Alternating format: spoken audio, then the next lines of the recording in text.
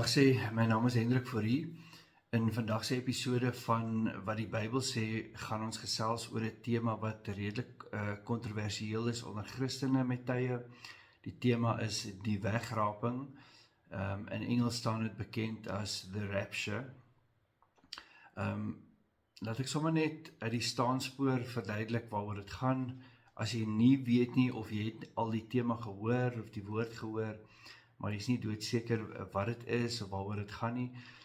Dit is 'n geloof of iets wat Christene glo gaan gebeur rondom die eindtye. Eindtye bedoelende die eindtye van die wêreld soos wat ons dit ken, dat die Here alle Christene, alle werklike Christene van die aarde af gaan wegraap, eintlik gaan opraap na die hemele toe saam met hom. Daar's baie mense wat sê, ja, maar die woord wegraping of in Engels rapture kom nie in die Bybel voor nie. So dit behoort nie eers 'n tema te wees nie, maar ek gaan gou verduidelik waar die woord of die idee vandaan kom. In 1 Tessalonisense 4 vers 17 skryf Paulus, en ek gaan net eers hierdie een versie lees. Hy sê, daarna sal ons wat nog lewe, saam met hulle op die wolke weggevoer word, die lig in, die Here tegemoet, en so sal ons altyd by die Here wees. Ons sal later bietjie meer breedvoerig gesels oor daai spesifieke vers, maar dis waar dit vandaan kom. So die Griekse woord wat daar gebruik word is harpazo.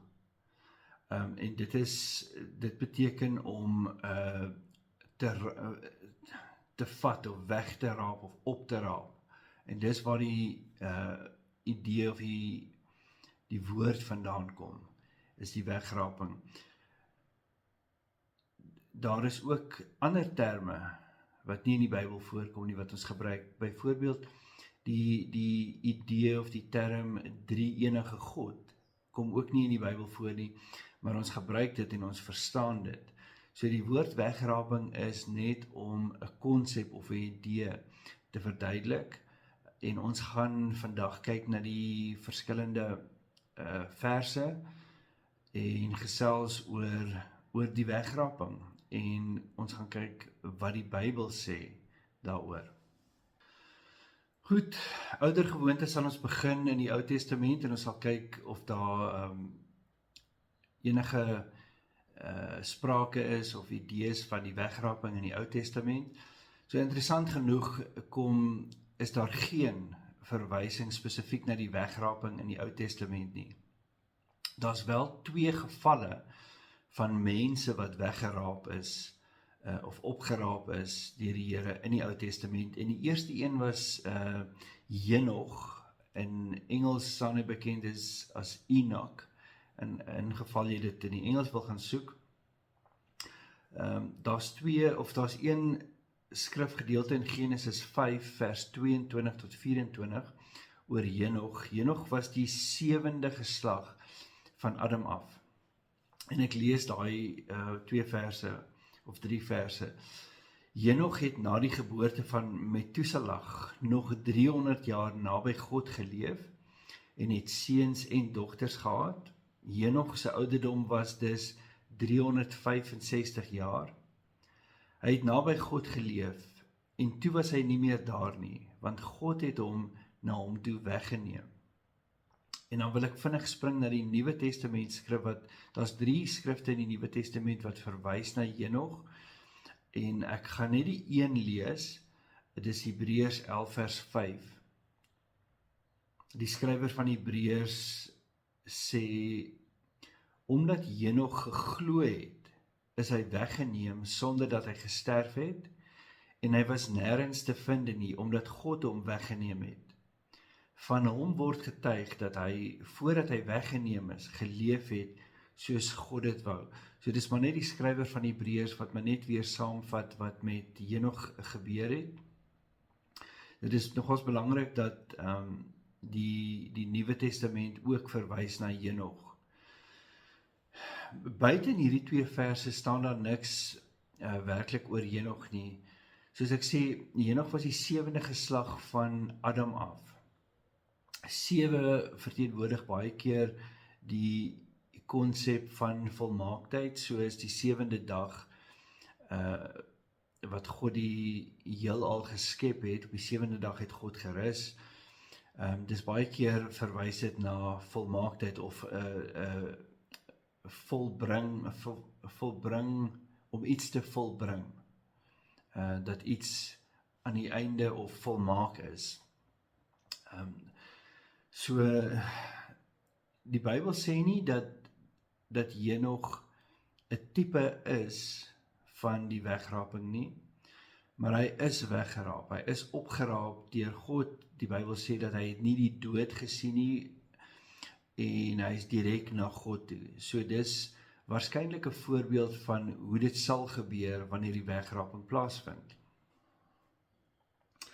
Die volgende gedeelte in die Ou Testament waar daar enigstens die tema van die wegraping na gekyk word, is met die profeet Elia.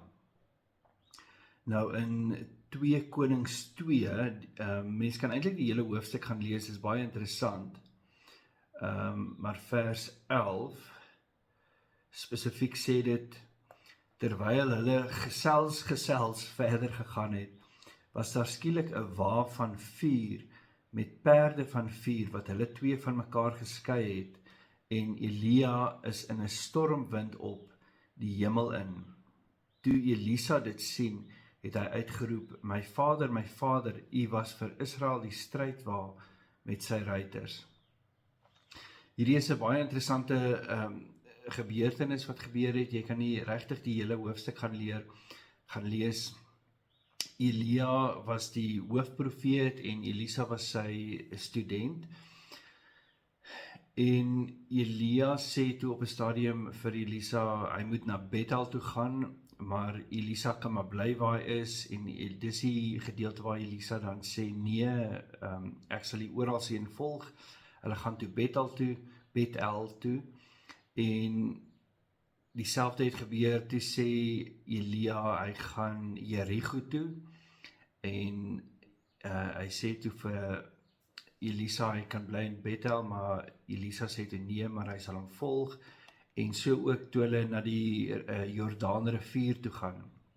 Maar wat interessant was, by elkeen van hierdie plekke was daar profete, en elke keer as hulle daar aankom, toe hulle by Bethel aankom, by Jerigo en by die Jordaanrivier toe, was daar ander profete wat vir Elisa gesê het, weet jy dat die Here vandag jou leermeester gaan vat? So dit is interessant dat die Here ook aan die profete geopenbaar het wanneer dit gaan gebeur, en dat hulle geweet het dat Elia daai dag weggevat gaan word. Dalk het hulle nie geweet presies hoe dit gaan gebeur nie, maar hulle het wel geweet dat die Here vir Elia gaan vat. Dan is daar die strydwaans en perde van vuur, wat dan nou neergedaal het en eintlik vir Elia en Elisa geskei het van mekaar. En toe is Elia in 'n stormwind opgeneem die hemel in. En dit is basies wat ons weet daarvan. So daai twee, die gebeurtenis met Henog en met Elia, dis die enigste twee plekke waar daar van 'n tipe wegraping gepraat word in die Ou Testament. Dis al. Mens kan seker in ander skrifgedeeltes gaan inlees wat jy wil en verder gaan ondersoek doen, maar dis regtig in die Ou Testament die enigste twee plekke waar voorbeelde is van die wegraping. Die ander interessante geval is Moses. Die Bybel sê nie dat Moses opgeraap is of weggeraap is deur die Here nie, maar die Bybel sê wel dat Moses self deur God begrawe is. Maar dis miskien is 'n studie vir 'n ander dag. So dis wat die Ou Testament betref. is Genesis 5 en 2 Konings 2. Goed, nou kom ons by die Nuwe Testament en wat die Nuwe Testament sê oor die wegraping. Ek wil sommer uit die staanspoor praat oor die verskillende opinies en verskillende idees wat Christene het oor die tyd van wanneer die wegraping plaasvind. Nou ek weet dat meeste Christene glo die wegraping vind plaas voor die 7 jaar verdrukking aan die einde van tye, soos ons daarna sal verwys. Dan is daar met ander woorde, hulle glo dat die Christene nie deur verdrukking gaan nie. Dis regtig die algemene idee wat Christene het. Dan is daar Christene wat glo die wegraping gaan plaasvind min of meer in die helfte van die 7 jaar verdrukking, voordat die groot verdrukking begin, die laaste 3,5 jaar van die verdrukking staan bekend as die groot verdrukking, en dan is daar mense wat glo die wegraping vind eers plaas basies aan die einde van die 7 jaar verdrukking. So ons gaan kyk wat sê die Bybel, en spesifiek die Nuwe Testament. Die Nuwe Testament praat baie meer oor die wegraping as die Ou Testament. En ek wil graag begin by Matteus 24, en hierso is Jesus aan die woord. Jy, soos altyd, sal ek jou aanmoedig om die hele hoofstuk te gaan lees in konteks, net om jou bietjie weer in die prentjie te sit. Die disippels, hulle is besig om deur Jerusalem te stap, en die disippels vra vir Jesus wys vir hulle al die mooi geboue in die tempel, en hy maak verwysing daarna, en dan sê hy ook, daar gaan 'n tyd kom wat nie een klip op 'n ander klip sal bly staan, spesifiek van die tempel nie. En dan vra die disippels vir hom, maar wanneer gaan dit gebeur? En dan gee Jesus sy rede vir die eindtye. En baie van dit sal vir jou bekend klink. Dit is nogals 'n baie bekende is 'n baie bekende vers of 'n hoofstuk, en ek gaan so stukkies daarvan lees. Ek gaan nie alles lees nie. Matteus 24 vers 1 sê, toe Jesus van die tempel af weggegaan het sy disippels nader gekom en sy aandag op die tempelbou gevestig, maar hy antwoord hulle, julle sien al hierdie dinge. Dit verseker ek julle, hier sal nie een klip op die ander bly nie, alles sal afgebreek word. Nadat Jesus op die Olyfberg gaan sit het, kom die disippels alleen na hom toe en vra, sê vir ons, wanneer sal hierdie dinge gebeur en wat sal die teken wees van u koms en van die einde van hierdie wêreld wees? En dan begin Jesus met hulle praat oor die tekens basies van die eindtye. Eerste en belangrike ding wat hy vir hulle sê, wat mense altyd in gedagte moet hou, is hy sê, pas op dat niemand julle mislei nie. Baie sal onder my naam kom en sê, ek is die Christus, en hulle sal baie mense mislei. Dus hoekom die Bybel en kennis van die Bybel so belangrik is. Hoe beter mens die Bybel ken, hoe kleiner is die kans dat jy mislei kan word. En dis hoekom hierdie podcast vir my persoonlik belangrik is, want dit dwing my om self weer studie te gaan doen oor sekere temas, en hopelik help dit jou om kennis van die Bybel te hê oor spesifieke temas. Goed, Jesus gaan dan aan om die disippels te vertel en vir ons te vertel van verskeie tekens en dinge waarna uitgekyk moet word vir die eindtye. En soos ek verstaan, is dit met verwysing na spesifiek die 7 jaar verdrukking wat dan sal kom. Hy praat van oorloë, gerugte van oorloë, nasies wat teen mekaar sal opstaan, hongersnood, aardbewings, al daai tipe goeters. En dit weet ons, dit gebeur. dit het gebeur van die vroeë tye af, dit gebeur nog steeds, maar dit voel asof dit toeneem. Oorloë, gerugte van oorloë, al daai goeters, dit voel of het toeneem. En dan by vers 9 sê Jesus 'n interessante ding, hy sê, mense sal julle oorlewer om mishandel te word, en hulle sal julle doodmaak. Nou as Jesus hierso praat van die verdrukking, of die 7 jaar verdrukking, dan beteken dit, dat die Christene is nog nie weggeraap nie, dat die Christene deur moeilike tye gaan, as die Christene mishandel word, en selfs doodgemaak word in sy naam. Dan sê hy, in daardie tyd sal baie mense van die geloof afvallig word, en hulle sal mekaar verraai en haat. Dis nogal so 'n groot teken, wanneer mense wegdraai van die Christen geloof af, dat die eindtye op hande is.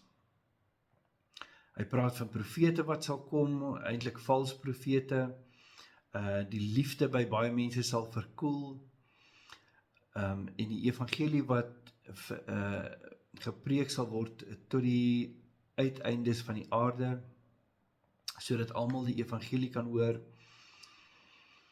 Dan maak Jesus 'n verwysing na Daniël. En dit is definitief sal ek 'n video maak daaroor op 'n stadium, dis baie interessant. Hy sê, wanneer julle ooreenkomstig die woord van die profeet Daniël, die ding wat 'n gruwel is vir God, en wat verwoesting aanrig, in die heilige plek sien staan. Wie dit lees moet goed begryp, dan moet die wat in Judea is, die berge invlug. Ek wil net gou stop by daai, net as 'n punt van interessantheid, die ding wat 'n gruwel is vir God, in die heilige plek sien staan. Die heilige plek is die tempel, so nommer 1 beteken dit, die tempel gaan herbou word, en dit wat vir God 'n gruwel is, as mens nou Daniël gaan bestudeer, dan kom jy agter, dit is of 'n beeld van die anti-kris, of dit is die anti-kris homself, wat homself in die tempel, in die letterlike tempel gaan verhoog. En Jesus verwys daarna. So, en Jesus praat nog steeds met die Christene. En daai ding gebeur in die middel van die 7 jaar. Die 7 jaar verdrukking. So die Christene is nog nie weggeraap teen daai tyd nie. Dan moedig Jesus die Christene aan om te vlug in daai tyd. Ek gaan oor 'n paar verse hierso. Dan by vers 22 sê dit, en as dit nie was dat God daardie tyd ingekort het nie, sou geen mens dit oorleef nie. Maar terwille van die uitverkorenes sal God daardie tyd inkort. Dit is baie belangrik wat Jesus hierso sê, en dit is belangrik dat ons as Christene dit verstaan. Jesus sê dat daai tyd, daai eindtyd, gaan so erg wees, dat as God dit sou aangaan het, sou niemand oorleef nie, almal sal dood wees. Maar terwille van die uitverkorenes, so dit beteken die uitverkorenes, die Christene, is nog daar. Dan sê hy, terwille van die uitverkorenes sal God daardie tyd inkort. Jesus gaan aan om te sê dat valse Messias sal verskyn, maar dat mense hulle nie moet volg nie. En dan by vers 25 sê hy, kyk, ek het vir julle vooruit gesê. As die mense vir julle sê, kyk, hy is in die woestyn, of as hy is in die slaapkamer, moet dit nie glo nie. As iemand sê, die Messias is hier, ons moet na hom toe gaan, sê Jesus duidelik, dis nie ek nie, moenie daai mense glo nie. Want, vers 27 sê hy, die koms van die seun, dit is hy, die koms van die seun van die mens sal wees soos 'n weerligstraal wat in die ooste uitslaan en die hele lugruim tot in die weste verlig. Dis 'n ongelooflike slim manier van Jesus om te verduidelik hoe sy terugkoms gaan wees, of sy tweede koms gaan wees. Want as jy kyk na 'n aardbol, daar's die noorde bo en die suide onder, maar daar's 'n punt. Daar's 'n definitiewe noordpunt en daar's 'n definitiewe suidpunt, die noord en die suidpool. Maar as jy van ooste na weste kyk, daar's nie 'n begin of 'n eindpunt nie. Die ooste en die weste strek reg rondom die aarde, maak nie saak watter rigting jy gaan nie, en dit hou aan. So as jy wes beweeg, kan jy vir ewig aanhou wes beweeg, jy sal reg rondom die aarde beweeg, of as jy oos beweeg. En so Jesus sê, sy terugkom sal wees soos weerlig in die ooste wat jy sien uit die weste uit. Bedoelende, almal sal sy terugkoms kan sien. Hy gaan nie homself versteek in 'n kamer, of hy gaan nie op 'n plek in 'n woestyn wees, dat mense na hom toe moet gaan nie. Almal gaan hom sien. Dis baie, baie interessant.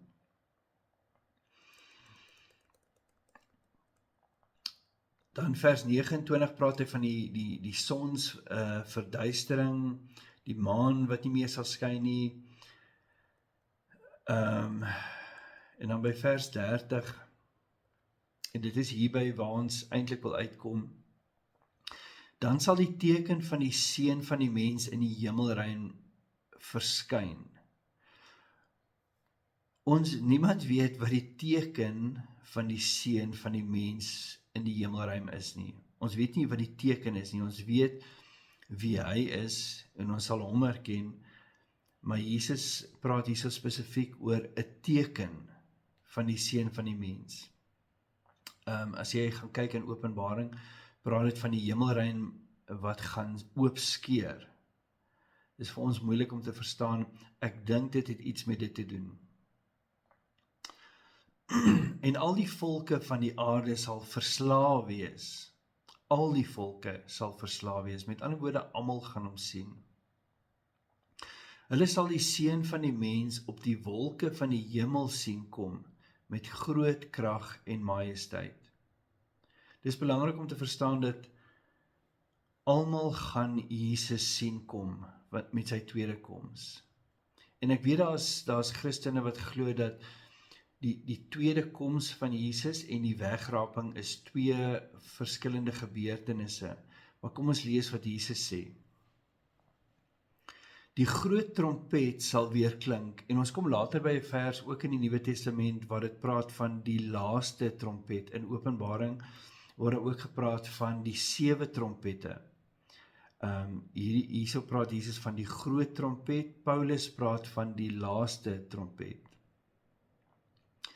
En hy sal sy engele uitstuur om sy uitverkorenes bymekaar te maak uit die 4 windstreke van elke uithoek van die aarde af. So hier sien ons dat Jesus praat oor wanneer hy terugkom en hy sy engele uitstuur om die uitverkorenes, met ander woorde die ware Christene, bymekaar te maak en op te bring na hom toe. Ou moet regtig hierdie hoofstuk weer en weer en weer gaan lees, want dis die beginpunt om te verstaan van wat gebeur, hoe gaan die wêreld wees op daai tyd met die wegraping, en is meer spesifiek wanneer dit gaan gebeur. Ek weet daar's dadelik mense wat gaan sê, ja, maar daar is skrif wat sê, geen mens ken die dag of die uur van die wegraping nie, of wanneer hierdie dinge gaan gebeur nie. Dis reg, ons ken nie die dag en die uur nie, maar ons gaan gesels oor daai versgedeeltes ook. Net so terloops, hierdie gedeeltes, of hierdie profeseë wat Jesus eintlik gee, kom ook voor in Markus 13 en in Lukas 21. So as jy dit daar wil gaan lees en wil vergelyk met mekaar, dan is jy welkom. Jesus gaan aan in Matteus 25 om 'n paar gelykenisse te gee, en hy begin met die gelykenis van die 10 maagde. waarvan 5 van hulle gereed was vir die bruidegom se terugkoms, en 5 van hulle het olie gehad in hulle lampe en 5 het nie. Jy kan dit maar gerus weer gaan lees. En dit het ook betrekking tot Jesus se wederkoms. En jy kan maar self vir die Here gaan vra om vir jou duidelik te maak wat dit beteken, dat die 10 maagde wat hulle voorstel en wat die olie voorstel. Die Bybel gee nie regtig 'n verklaring spesifiek wat die olie verteenwoordig en wat die maagde verteenwoordig nie. Meeste Christene glo dat die maagde verteenwoordig mense wat Christene is of soos Christene voorkom, en dat die olie is verteenwoordig salwing, wat dan sal beteken dat die maagde wat olie gereed gehad het, basies beteken dit, hulle is werklike Christene, hulle het nie net gelyk soos Christene nie, maar hulle het ook in werklikheid verwag dat hy gaan terugkom. So dit is interessant om daarna te kyk. Ek dink mens moet regtig vir die Here vra vir wysheid om daai tipe van goed te verstaan, maar ek dink in 'n neutedop is dit wat dit beteken. Dis dan deel 1 van hierdie episode oor die wegraping. In die volgende episode, sodat die episodes nie te lank is nie, maar in die volgende episode gaan ek gesels oor spesifiek wat sê Paulus en Johannes, meer spesifiek oor die wegraping en hulle verduidelikings van dit en die versgedeeltes wat betrekking het tot die wegraping. So, ek hoop julle dit geniet tot dusver. Ek sien uit om die tweede episode te doen en op te laai. Volg gerus en dan sien ek julle weer met die volgende episode.